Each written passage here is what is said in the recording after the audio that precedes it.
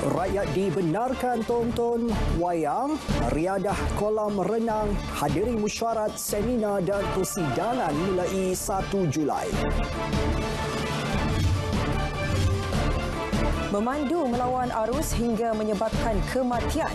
Wanita dipenjara 5 tahun dan didenda RM18,000.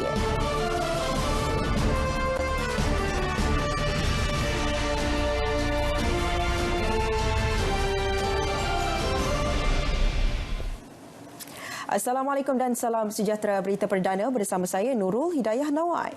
Dan saya Ivan To. Kami mulakan dengan perkembangan ini. Seorang wanita dijatuhi hukuman penjara 5 tahun dan denda RM18,000 oleh Mahkamah Majistret Bukit Mertajam selepas didapati bersalah memandu melawan arus dan menyebabkan kemalangan yang meragut nyawa 3 tahun lalu. Majistret Sri Pracha Nandini Balabeda menjatuhkan hukuman itu ke atas Eng Paven 22 tahun selepas mendapati pihak pembelaan gagal membuktikan kes melampaui keraguan munasabah pada akhir kes pembelaan.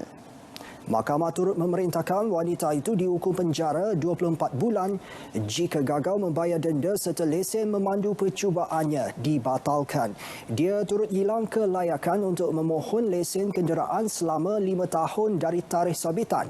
Bagaimanapun, mahkamah membenarkan permohonan tertuduh untuk menangguhkan pelaksanaan hukuman sementara rayuan keputusan didengar di Mahkamah Tinggi.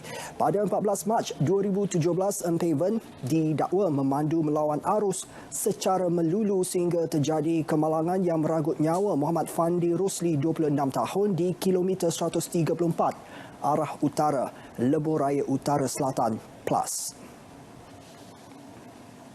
Polis sedang memburu lelaki warga Singapura Muhammad Azli Ahmad Said atau dikenali sebagai Boy Setan yang menjadi dalang penyeludupan dadah menggunakan drone dari Johor Bahru ke Singapura. Ketua Polis Johor, Datuk Ayub Han Maidin Pichi berkata, suspek berusia 40 tahun itu yang turut diburu Polis Singapura dipercayai masih berada di Johor Bahru. Inilah kali pertama yang kita dapat kes seumpama ni. Tapi saya dipahamkan drone ni kalau berat dia kurang 20 kg tak perlu dapat penaran kan. Mungkin dia ambil kesempatan tu lah. Drone yang besar perlu mendapat penaran lah. Disihir. Cuma gambar agak berbeza sikit. Rabu lalu, 2 lelaki berusia 29 tahun dan 34 tahun yang mengendalikan drone itu ditahan pihak berkuasa Singapura selepas mengesan aktiviti pesawat tanpa pemandu di sekitar Taman Takungan Kranji dengan beg terpasang di atasnya. Hasil tangkapan menemukan pelbagai jenis dadah bernilai lebih RM134,000. Sindiket itu dipercayai menjadikan dataran Bandaraya Johor Bahru sebagai pusat penghantaran dadah. Seorang operator kilang dihadapkan ke Mahkamah Session Kulim atas pertuduhan menghina Yang di-Pertuan Agong Sultan Abdullah Riayatuddin Al-Mustafa Billah Shah. Muhammad Syamil Sam, 23 tahun, bagaimanapun mengaku tidak bersalah. Dia didakwa secara sedar membuat dan memulakan penghantaran komunikasi bersifat jelek menerusi perkhidmatan aplikasi Facebook dengan menggunakan laman profil Facebook Muhammad Syamil Sam pada 4 Mac lebih kurang 1 tengah hari di nombor 249 Jalan 3 Taman Selasih, Kulim. Hakim Musyiri membenarkan tertuduh diikat jamin RM10,000 dengan seorang penjamin dan perlu melapor diri di Balai Polis berhampiran setiap 2 minggu sekali. Sebutan semula kes 22 Julai ini. Yang di-Pertua Dewan Negara Tan Sri S.A. Vetneswaran yang menamatkan tempoh perkhidmatannya hari ini mencadangkan kepada kerajaan supaya menarik balik pindaan perkara 182 Perlembagaan Persekutuan berkaitan kuasa Raja-Raja Melayu. Beliau berkata pindaan kontroversi itu dilakukan tanpa persetujuan Majlis Raja-Raja. Pada pendapat saya adalah masa yang sesuai supaya kerajaan membuat penyelidikan balik supaya kuasa Raja-Raja Melayu dikembalikan kerana di bawah sebuah negara majmuk Jikalau politik ni ada juga pemikiran yang lain-lain mengikut partisan politik, tetapi raja-raja Melayu ni memang tidak akan dikaburi dengan kontroversi seperti parti-parti politik. Beliau memberitahu media selepas menghadiri jamuan perpisahan sebagai Yang di-Pertua Dewan Negara di bangunan Parlimen. Malaysia kembali kepada sifar kes penularan tempatan COVID-19 melibatkan rakyat negara ini selepas kali pertama direkodkan pada 9 Jun lalu dan hari ini tiada kes penularan dalam negara yang melibatkan warga Malaysia. Ketua Pengarah Kesihatan Dato' Dr. Noor Hisham Abdullah berkata, sehingga 12 tengah hari tadi terdapat 15 kes baharu. Ia melibatkan 2 kes import dan 13 kes penularan dalam negara. Perincian kes jangkitan dalam negara iaitu 13 kes di kalangan bukan warga negara adalah seperti berikut. Di Selangor, 1 kes saringan sebelum pembedahan di Hospital Selayang. Di Negeri Sembilan ada 12 kes saringan dan ujian ulangan untuk kluster pedas. Sehingga kini sebanyak 2 kes positif COVID-19 sedang dirawat di unit rawatan rapi dan tiada kes yang memerlukan bantuan pernafasan. 21 lagi pesakit telah pulih dan dibenarkan discharge hari ini. Tiada pertambahan kes kematian. Bagi kluster pedas, 316 kes positif direkodkan hari ini. Jelas Dato' Dr. Noor Hisham, jumlah berkenaan direkodkan daripada 957 saringan melibatkan 844 kontak di tempat kerja dan 113 ahli keluarga. Kes positif kluster pedas membabitkan 14 kes dalam kalangan warga Malaysia dan 302 kes bukan warga negara. 3 kes warga Nepal, 67 kes warga Bangladesh, 35 kes warga Myanmar, 31 kes warga Indonesia, 4 kes warga India, 1 kes warga Vietnam dan 1 kes warga Kemboja. 12 kes positif baharu kluster pedas dikesan hasil saringan kelima dalam tempoh mereka di pusat kuarantin. Sementara itu, Kementerian Kesihatan telah menghentikan penggunaan ubat hidroksiklorokin untuk merawat pesakit COVID-19. Menurut Dato' Dr. Noor Hisham, tindakan itu dibuat setelah kajian terhadap 500 kes mendapati ia tidak berkesan untuk merawat pesakit. Malah 30% kes dilaporkan mengalami komplikasi setelah menggunakannya. Obat ini merupakan obat yang baru, iaitu obat yang telah kita guna pakai untuk tempoh 40 tahun untuk penyakit malaria dan sebagainya. Tetapi untuk rawatan COVID, iaitu kita gunakan off-label, iaitu tak ada lagi data yang mengatakan obat ini boleh dipakai. Jadi kita menggunakan obat ini dengan off-label, iaitu tidak ada indikasi untuk penggunaan untuk penyakit ataupun untuk pesakit COVID. Tetapi kita menggunakan pada satu ialah dia ada anti radang, iaitu anti inflamasi. Jadi pada peringkat permulaan kita rasakan dia boleh macam gunakan untuk dexamethasone dan sebagainya, ada kesan iaitu anti inflamasi. Tetapi apabila kita kumpulkan data-data dan kita lihat data kita iaitu sebanyak 500 kes yang kita telah lihat dan kita dapati dia tak ada efek yang positif ataupun statistik tak menunjukkan dia ada keberkesanan obat tersebut. Jadi bila tak ada keberkesanan obat tersebut, kita dah berhentikan obat tersebut untuk penggunaan kita. Pertubuhan Kesihatan Sedunia WHO pada akhir Mei lalu menggantung sementara ujian klinikal hidroksikloroquine untuk merawat pesakit COVID-19. Keputusan itu dicapai selepas kajian jurnal Lancet menunjukkan penggunaan bahan berkenaan berisiko meningkatkan kadar kematian mangsa yang terkena jangkitan. Berikut adalah status terkini COVID-19 di negara ini serta data pertambahan kes positif harian mengikut negeri-negeri di Malaysia. Saksikan.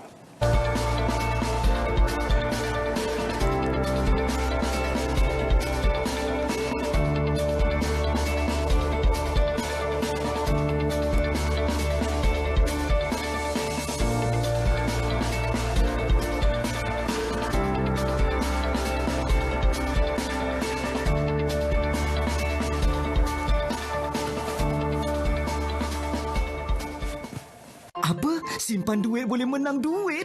Menang duit raya hingga RM261,000. Wow sangat ni. Sertai cabutan Jom Beraya, Jom Menyimpan bersama SSPN sekarang. Lebih banyak menyimpan, lebih banyak peluang menang. Anda berpeluang menang berganda wang tunai cabutan peringkat nasional dan negeri. Tempoh promosi 18 Mei hingga 30 Jun 2020. Tertakluk terma dan syarat. Apa tunggu lagi? Jom Beraya, Jom Menyimpan bersama SSPN. #Raya di Rumah. Info lanjut layari lovesspn.com.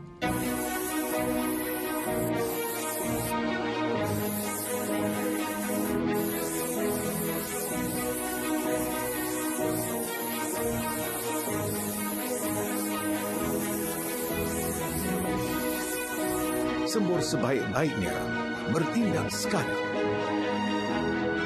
Lindungi keluarga anda.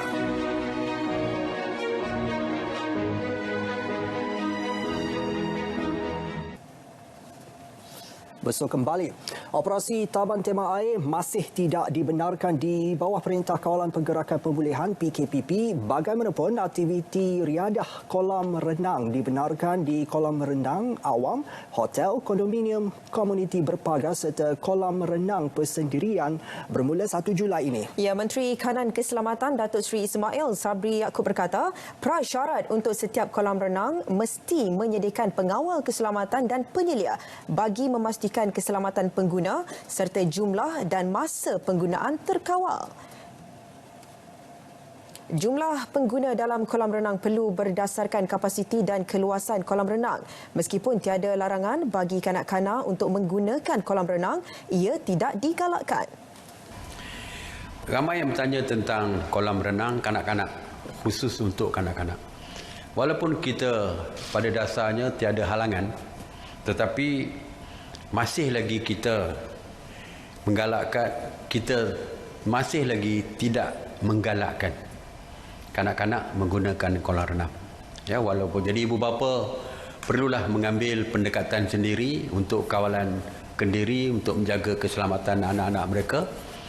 Kalau mereka tidak membenarkan, kita terserah pada mereka ataupun pihak pengurusan kolam renang tersebut. Katakan di kondo, manajemen menetapkan bahawa tidak boleh dibuka kolam renang di kondo. Jadi kita tidak ada halangan, terserah kepada manajemen dan terserah kepada ibu bapa sama ada nak membawa anak-anak mereka ke kolam renang kanak-kanak ataupun tidak. Selain kolam renang, aktiviti pelancongan air melibatkan sungai, laut dan tasik dibenarkan dengan syarat mematuhi SOP yang ditetapkan. Ya, kerajaan turut membenarkan aktiviti pawagam, teater dan acara secara langsung dibuka semula bermula 1 Julai ini. Kebenaran itu bagaimanapun hanya di Dewan Tertutup sahaja. SOP-nya juga mestilah ketat dari segi kawalan kemasukan, dari segi jumlah tidak melebihi daripada 250 individu setiap pertunjukan dan tertakluk juga kepada keluasan dewan tersebut. Kalau dengan penjarakan sosial 1 meter kurang daripada 250, maka kuranglah daripada 250 dan tidak bolehlah, walaupun kita kata 250, tak boleh mereka benarkan 250 penonton. Mesti berdasarkan saiz dewan tersebut. Setakat hari ini kita masih kekal dengan 250. Penganjuran mesyuarat, persidangan, seminar, kursus dan latihan juga dibenarkan mulai tarikh yang sama, tetapi penganjur dan peserta juga diingatkan wajib mematuhi SOP ditetapkan. Menurut Datuk Seri Ismail Sabri, kebenaran itu meliputi semua organisasi yang berdaftar dengan Jabatan Pendaftaran Pertubuhan ROS, Pejabat Pesuruhjaya Sukan Malaysia dan Pendaftar Pertubuhan Belia. Begitu juga dengan syarikat-syarikat yang ingin mengadakan mesyuarat agung mereka boleh dibenarkan. Mesyuarat syarikat-syarikat yang berdaftar dengan Suruhanjaya Syarikat Malaysia juga dibenarkan untuk mengadakan mesyuarat agung mereka dan lain-lain. Begitu juga dengan koperasi yang berdaftar dengan Suruhanjaya Koperasi Malaysia, persatuan-persatuan peladang Persatuan Ibu Bapa dan Guru-Guru PIBG, Persatuan Belia, Persatuan Sukan yang berdaftar dengan Pesuruhjaya Sukan. Semua persatuan-persatuan ini kita benarkan mengadakan mesyuarat agung masing-masing.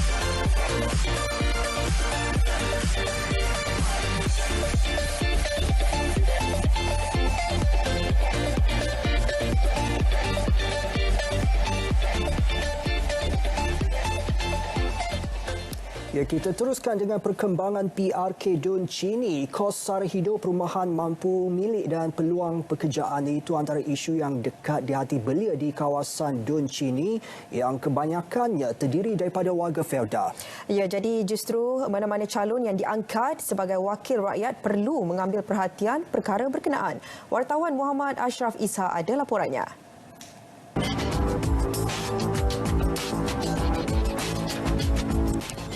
Mengikut statistik data pemilih yang dikeluarkan oleh Suruhanjaya Pilihan Raya SPR setakat 7 Mei 2020 mengikut kategori umur, sebanyak 55% daripada 20,990 pengundi di Dewan Undangan Negeri Dun Chini ini terdiri daripada golongan belia. Bagi mereka, isu pengangguran antara yang perlu diatasi segera dengan mewujudkan lebih banyak peluang pekerjaan, apatah lagi kesan secara langsung akibat pandemik COVID-19.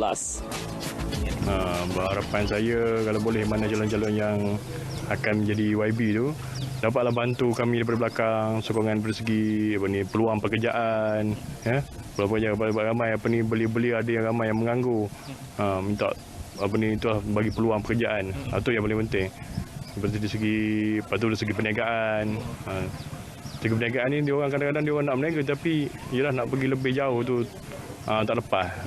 Tu ialah dapat membantu dari segi kami untuk berniaga untuk lebih dapat pinjaman, lebih dapat membantu meluaskan perniagaan kami sebagai belia yang berniaga.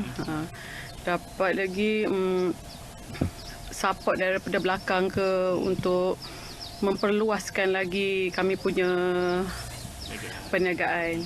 Dari segi peluang pekerjaan lah. Sebab apa kata banyak penganggur. Jadi bagi lagi banyak pekerjaan lah ke dia orang. Bagi penduduk generasi kedua Felda Chini, isu perumahan juga antara yang perlu diberi tumpuan bagi mengelakkan golongan belia berhijrah. Permintaan daripada orang muda mahukan lebih banyak lagi penempatan. Maksud saya rumah-rumah lah. Setakat ni kita dah ada 2 fasa perumahan yang dibuat di Felda, di Taman Lamanda 1 dan di satu lagi taman perumahan yang belum siap di sebelah kubur atas bukit tu, itu yang 2. Itu pun masih belum cukup untuk menampung keperluan perumahan penempatan di sini. Jadi untuk menampung keperluan tersebut perlu masukkan dalam manifesto masing-masing lah, maksudnya untuk peluang memiliki rumah masing-masing. Apapun isu peluang pekerjaan merupakan perkara pokok yang perlu ditangani segera bagi membolehkan mereka mempunyai sumber pendapatan tetap. Muhammad Ashraf Isa, Berita RTM. Baik, hari ketiga berkempen, calon BN Muhammad Syahrin Mat Zain meneruskan kempen seawal pukul 7 pagi dengan bersarapan bersama-sama pengundi di Felda Chini 3. Terdahulu, beliau turut menunaikan solat subuh di Masjid Chini 3. Suasana kempen yang tenang memberi peluang beliau mendekati golongan warga peneroka. Bagi Muhammad Syahrin, beliau bersedia mendengar keluhan warga peneroka untuk diketengahkan bagi meneruskan kepimpinan setempat. Pada sebelah petang, beliau menghadiri program ziarah kasih di kediaman pasangan peneroka warga emas di Felda Chini 5 dan menghadiri program sembang petang bersama warga peneroka di Bandar Dara.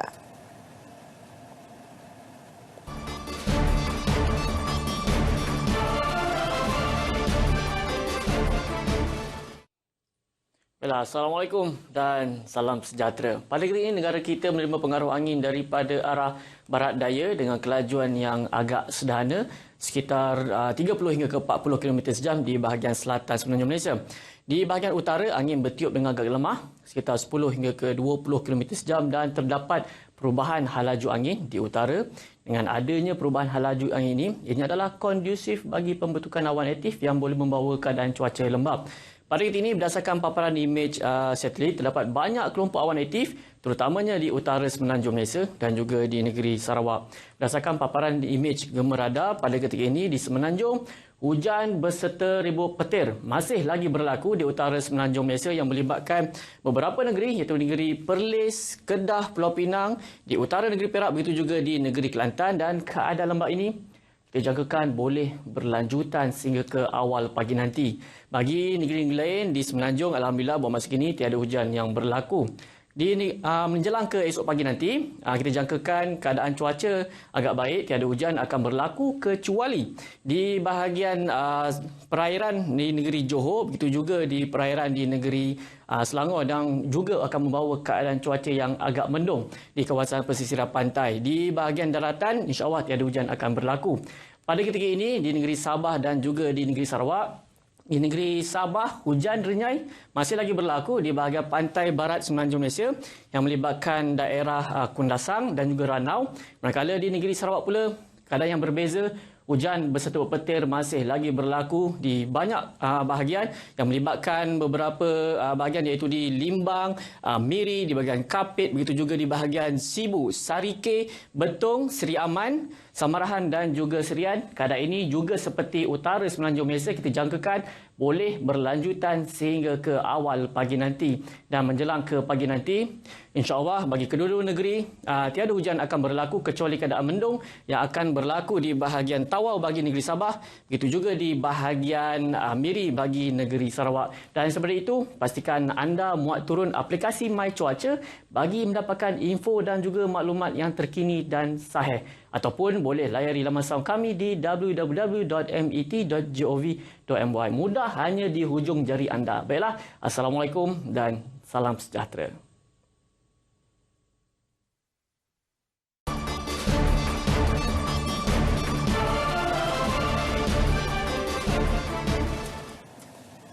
Kembali dalam berita perdana, kita ke perkembangan seterusnya. Lebih 20,000 peluang pekerjaan ditawarkan menerusi inisiatif pembangunan sumber manusia berhad PSMB di bawah Pelan Jana Semula Ekonomi Negara Penjana.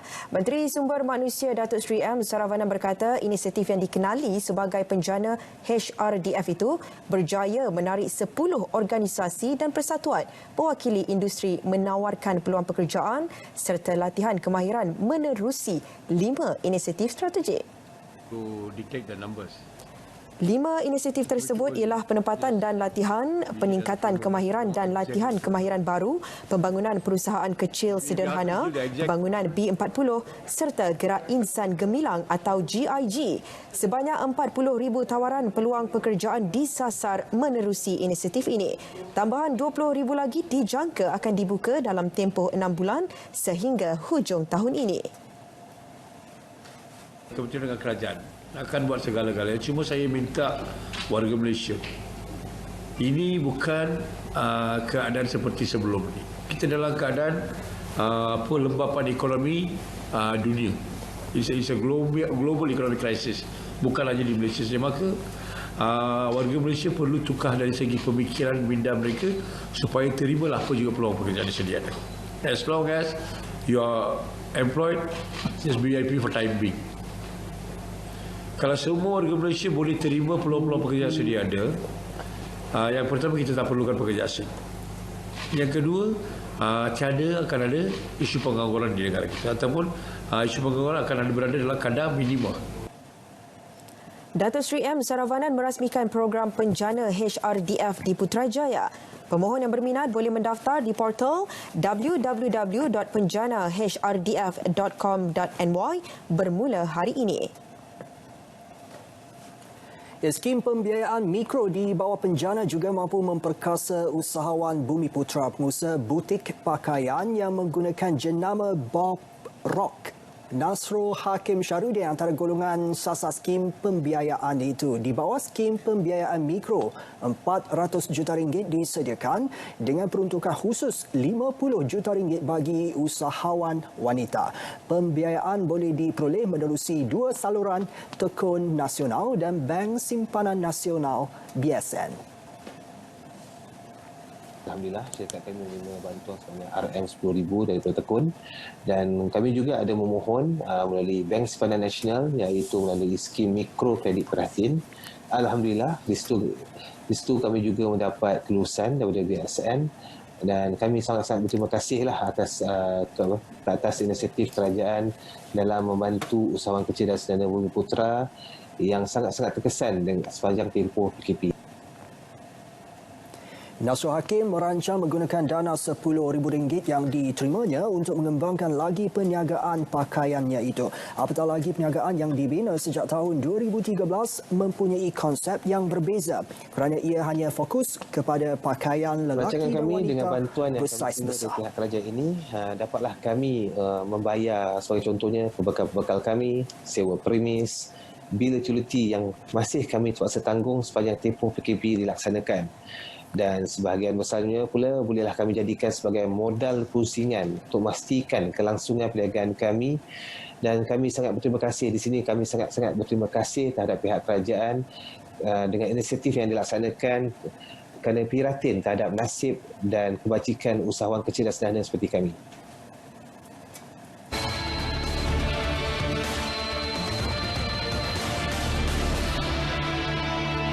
Bagi menangani isu kadar pengangguran belia dan juga meningkatkan keboleh pasaran graduan, dan juga akan menyediakan insentif kepada majikan yang menyediakan peluang perantis pada lepasan sekolah dan graduan pada kadar RM600 sebulan.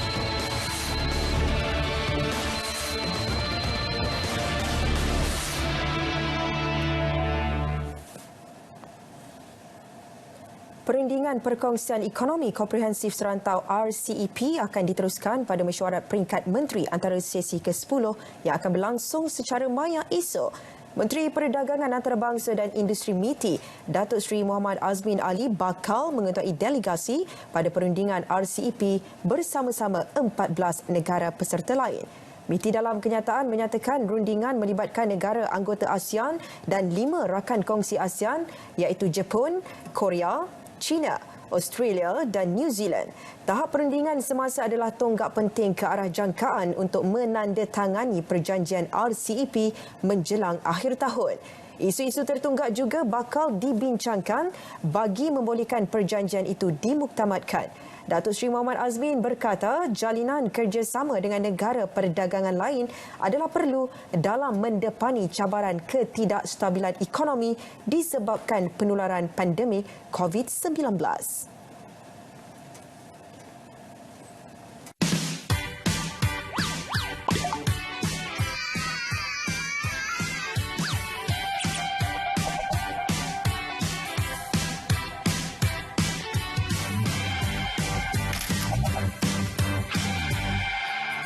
Inilah senario yang berlaku sekarang. Kanak-kanak dan remaja berumur antara 5 hingga 17 tahun perlu aktif sekurang-kurangnya 60 minit sehari. Pilihan di tangan anda. Jom aktif. Masih bersama berita perdana. 4 beranak yang terbabit dalam kegiatan menyeludup dadah ke Indonesia sejak Disember lalu akhirnya dicekup. Mereka merupakan antara 14 suspek yang ditahan dalam 9 serbuan pada 19 dan 20 Jun. 4 beranak itu dicekup susulan penahanan 2 lelaki di Tanjung Tohor, Muar, 42.8 kg syabu, lebih 51,000 pil ekstasi dan 9,500 biji Eramin 5 melibatkan nilai keseluruhan 3.4 juta ringgit dirampas. Tapi Muar dan Pantai Barat ni memang terkenal dengan lokasi penghidupan ni lah dadah tuan, untuk dihantar ke Indonesia tuan. Ini bukan kali pertama kita rampas. Serbuan kedua di Johor Bahru dan Sri Alam membawa kepada penahanan 7 lelaki dan seorang wanita berusia 23 hingga 33 tahun serta rampasan dadah bernilai lebih RM20,000. Dan ini pula di Butterworth, Pulau Pinang, sepasang suami isteri ditahan kerana menanam pokok ganja yang caranya dipelajari daripada YouTube. Kegiatan mereka berjaya dihidu polis 18 Jun lalu. Ketua Polis Seberang Perai Utara ACP Nur Zaini Muhammad Nur berkata percubaan untuk menjalankan kegiatan penanaman pokok ganja merupakan satu isu serius dan perlu dibanteras daripada awal.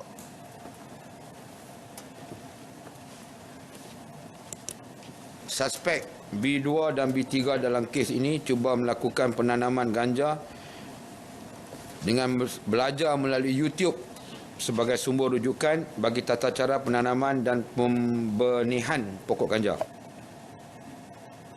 Ketika serbuan 4 batang pokok ganja yang ditanam di dalam pasu bernilai RM800 turut dirampas disyaki untuk pasaran tempatan.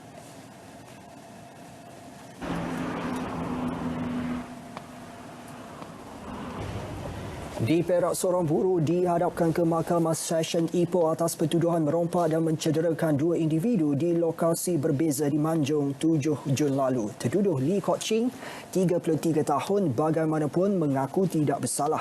Dia dituduh dengan sengaja menyebabkan cedera parah kepada seorang ejen insurans menggunakan sebilah pisau di Marina Island, Lumut, pukul 11.30 pagi. Juga dituduh merompak seorang wanita dengan melarikan kereta yang dinaikinya di hadapan sebuah bank Setiawan pukul 12.15 tengah hari pada hari yang sama. Dia dibenar diikat jamin RM19,000 sebutan semula kes 14 Julai. Juga di Perak, seorang bekas penjawat awam dihadapkan ke mahkamah atas 94 pertuduhan pecah amanah melibatkan kerugian bernilai lebih RM200,000 pada tahun 2012. K. Kai Kancana, 41 tahun, dituduh melakukan perbuatan itu dari tempoh 5 April hingga 25 Oktober 2012 sewaktu bertugas sebagai pembantu tadbir kewangan di Mahkamah Session dan Magistrate Ipoh. Dia bagaimanapun mengaku tidak bersalah dan mohon dibicarakan. Tertuduh dibenar diikat jamin RM1,000 bagi setiap pertuduhan. Sebutan semula kes 28 Julai ini. Ahli Parlimen Baling Datuk Seri Abdul Aziz Abdul Rahim dan abangnya Datuk Abdul Latif menarik balik rayuan terhadap keputusan Mahkamah Tinggi yang menolak permohonan mereka untuk memindahkan kes dari Mahkamah Session ke Mahkamah Tinggi. Panel 3 hakim diketuai Hakim Mahkamah Rayuan Datuk Yaakob Matsam membatalkan kedua-dua rayuan tersebut. Hakim Datuk Yaakob dan 2 lagi panel hakim iaitu Datuk Hadariah Said Ismail dan Datuk Wira Ahmad Nazfi Yassin memaklumkan kes tersebut kekal dibicarakan di Mahkamah Session. Peguam M. Atimulan yang mewakili Datuk Seri Abdul Aziz dan Datuk Abdul Latif memberitahu pejabat peguam negara telah memohon untuk memindahkan kes dari Mahkamah Session ke Mahkamah Tinggi dan pihak pembelaan menyokong permohonan tersebut. Selepas Mahkamah Tinggi menolak permohonan tersebut pada 28 November lalu, pihak pendakwaan tidak memfailkan rayuan. Pihak pembelaan kemudiannya memfailkan rayuan untuk memindahkan kes dari Mahkamah Session ke Mahkamah Tinggi. Datuk Seri Abdul Aziz berdepan 3 pertuduhan menerima rasuah berjumlah RM5.2 juta berhubung projek jalan raya di Perak dan Kedah serta 9 pertuduhan pengubahan wam haram hampir RM140 juta. Manakala Datuk Abdul Latif menghadapi 2 pertuduhan bersubahat. Perbicaraan ditetapkan pada 18 Ogos ini.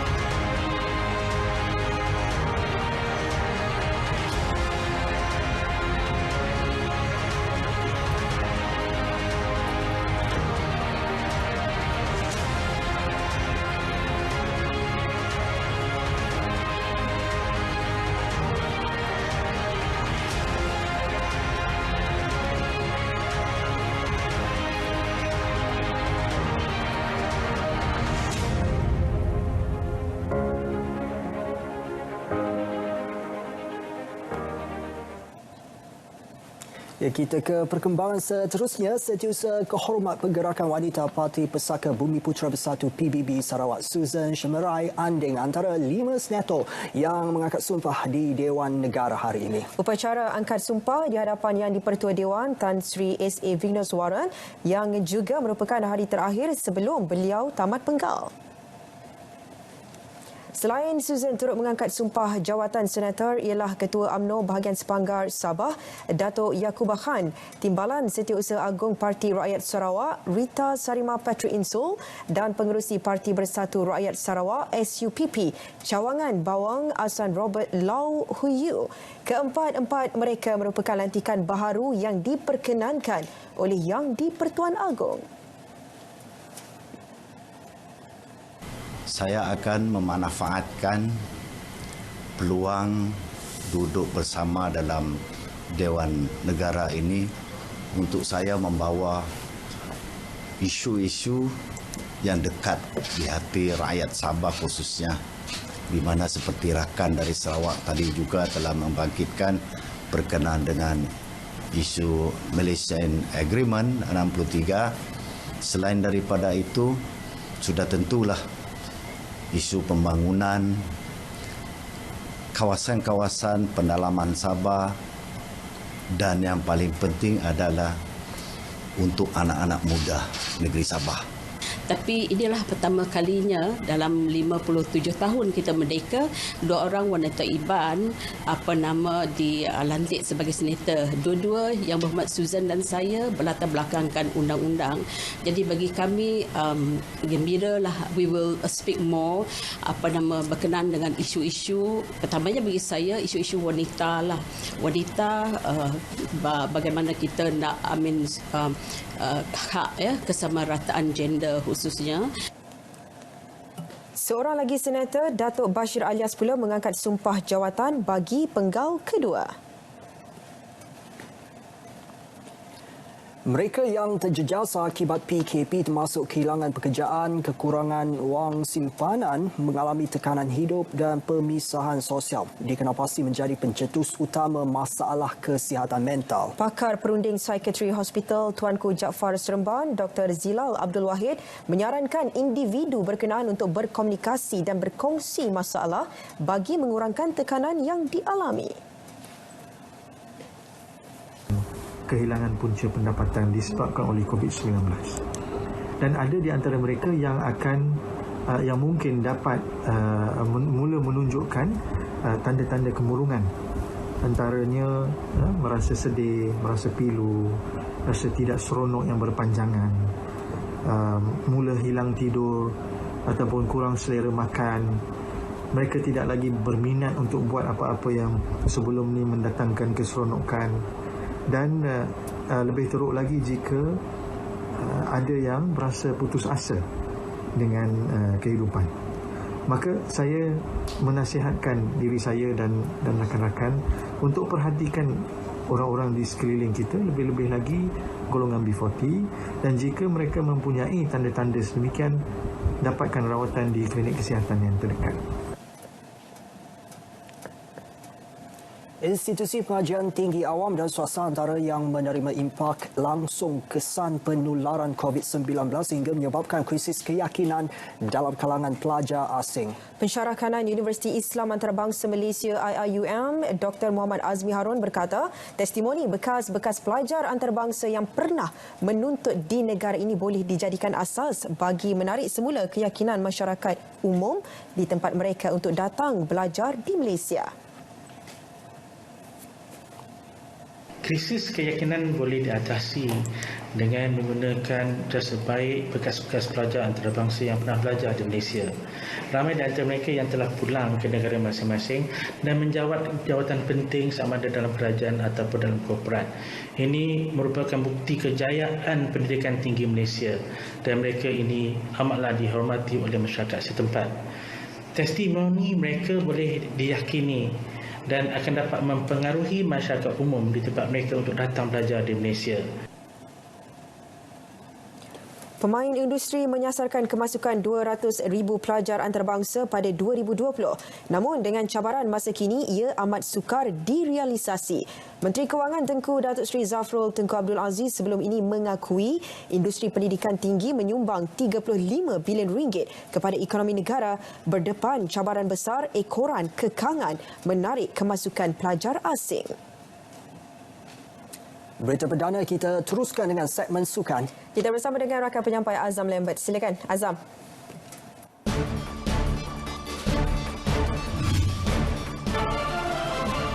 Sukan Para ASEAN 2020 Filipina batal. Chelsea terus buru tempat ke Liga Juara-Juara.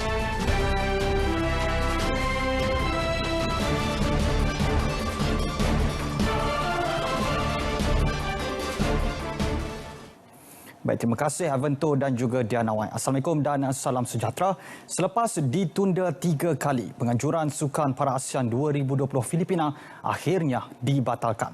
Dengan keputusan Persekutuan Sukan Para ASEAN APSF tersebut, Majlis Paralimpik Malaysia MPM kini boleh merangka pelan persediaan untuk Sukan Para ASEAN 2021 di Hanoi, Vietnam.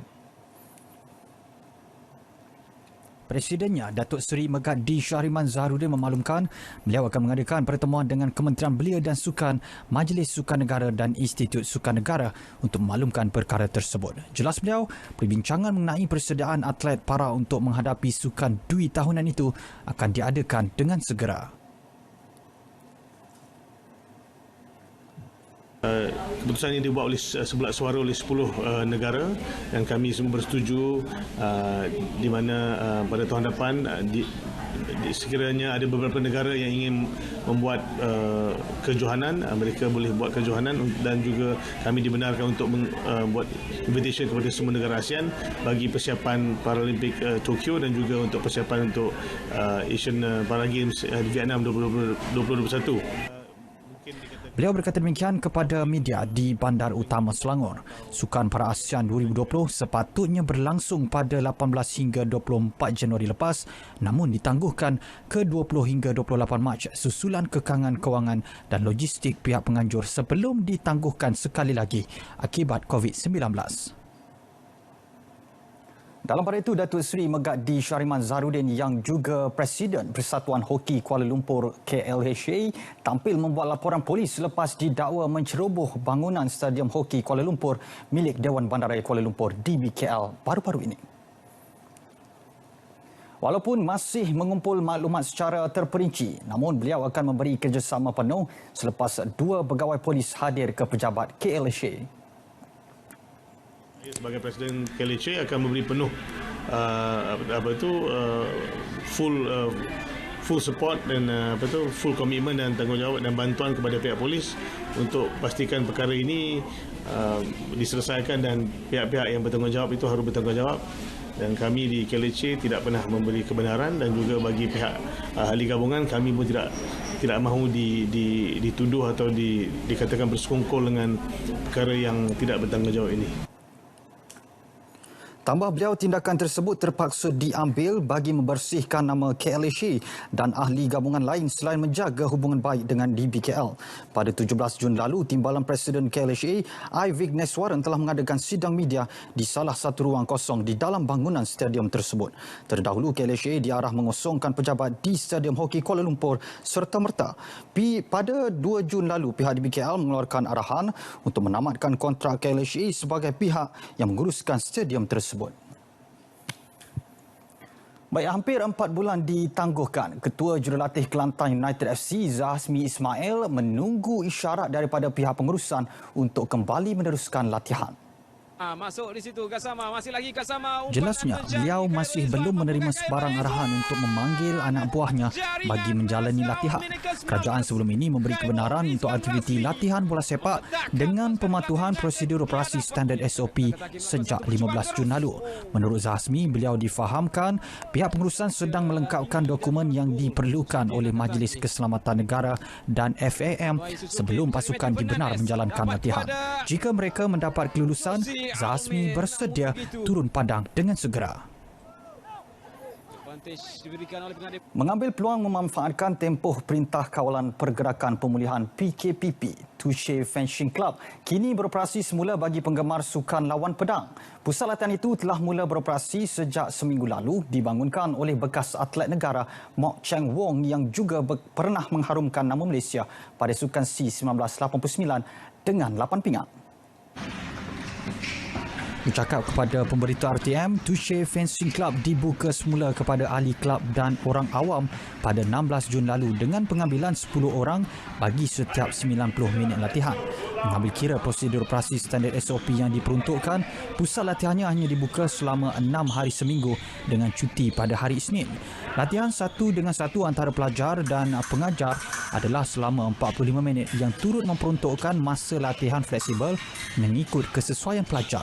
Untuk masa ini, Mok Cheng Wong belum bercadang untuk menghantar pelajarnya ke kejohanan luar negara, memandangkan semua pelatihnya sebelum ini telah lama bercuti akibat pandemik COVID-19. Saudara, paparan itu menutup segmen sukan pada malam ini. Saya Azamuddin Hussein dan untuk perkembangan selanjutnya, kita bersama dengan Ivan dan Dia. Silakan.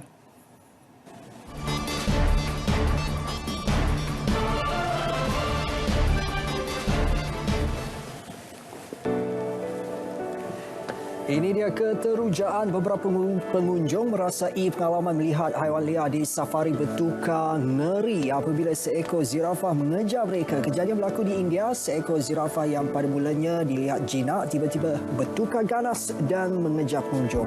Pengunjung mereka menaiki kereta khas yang disediakan pihak perusahaan safari sebagai langkah keselamatan.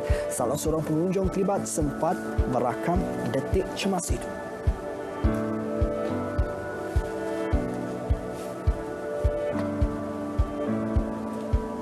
Masih di India, beberapa anggota polis dirakam menyaksikan peralatan bersenam bergerak sendiri di Taman Kanshiram di Jhansi, Uttar Pradesh.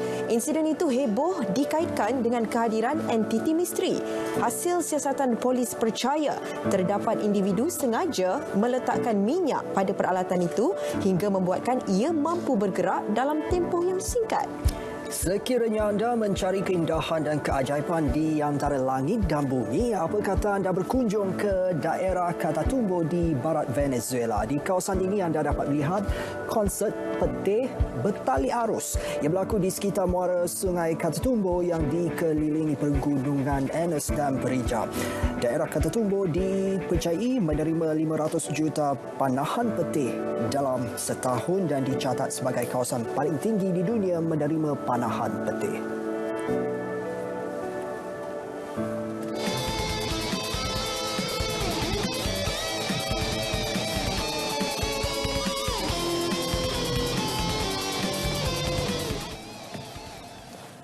Ya, dalam tempoh Perintah Kawalan Pergerakan PKP selama 3 bulan, ramai individu termasuk artis yang berubah dari segi penampilan dan juga imej mereka.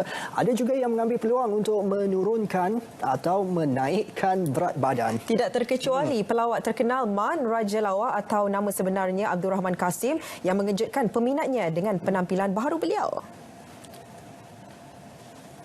Man berjaya menurunkan berat badan sebanyak 30 kg daripada 98 kg sebelum ini. Menurut Man, beliau hanya mengamalkan pemakanan sihat dan mengambil minuman kesihatan.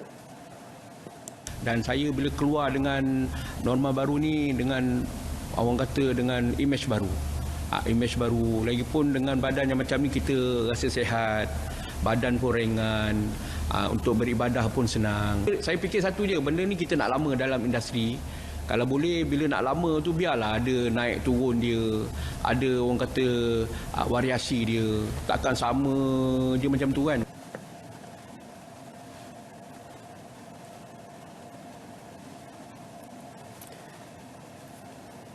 Baik, 16 tahun mengabdikan diri dalam dunia lakonan, kini Dinas Mokhtar mula aktif dalam membantu golongan yang memerlukan. Dinas atau nama sebenar Wan Intan Edrinas Wan Mokhtar turut menjual barang peribadi miliknya untuk mengumpul dana bagi menyediakan keperluan petugas Barisan Hadapan dalam tempoh PKP.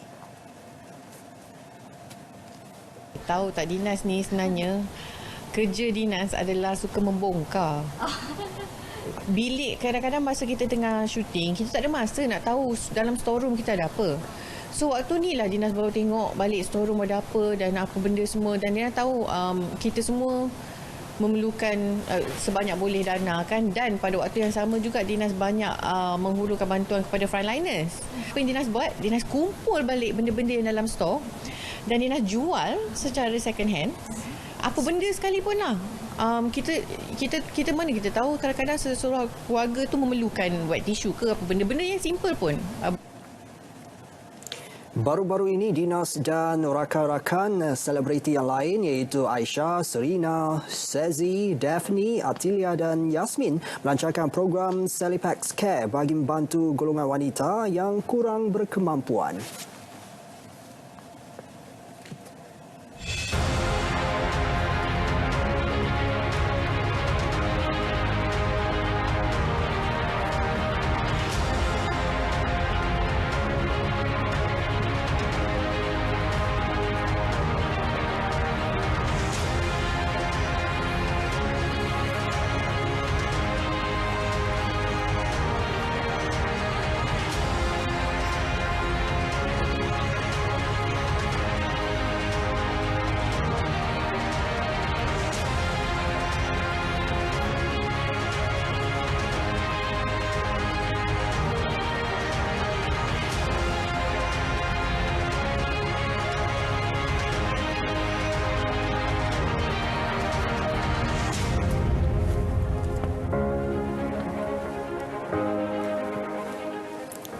Berita perdana edisi 22 Jun berakhir di sini. Patuh SOP, pakai pelitup separuh muka, ambil suhu badan dan guna cecair pembasmi kuman. Sama-sama kita pastikan rantaian jangkitan COVID-19 dapat diputuskan segera.